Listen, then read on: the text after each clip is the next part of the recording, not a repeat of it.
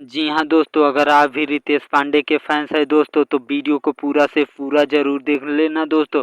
और चैनल को साथ ही साथ सब्सक्राइब ज़रूर कर लेना दोस्तों, क्योंकि कोई भी भोजपुरी सॉन्ग आने से पहले हम आपको बता देते हैं दोस्तों। तो हम बता दें दोस्तों, रितेश पांडे और अंतरा सिंह का एक और लाजवाब सॉन्ग यूट्यूब चैनल पे आने वाला है दोस्तों, एप्पल का मोबाइल। जी हाँ दोस्तों, एप्पल का मोबाइल रितेश पांडे और अंतरा सिंह का बहुत बेहतरीन सॉन्ग यूट्यूब चैनल पे आ जाएगा, जो कि वेब म्यूजिक चैनल पे आपको देखने को मिल जाएगा। जी हाँ दोस्तों, 14 तारीख सुबह 6:15 पे यूट्यूब चैनल पे आपको देखने को मिल जाएगा।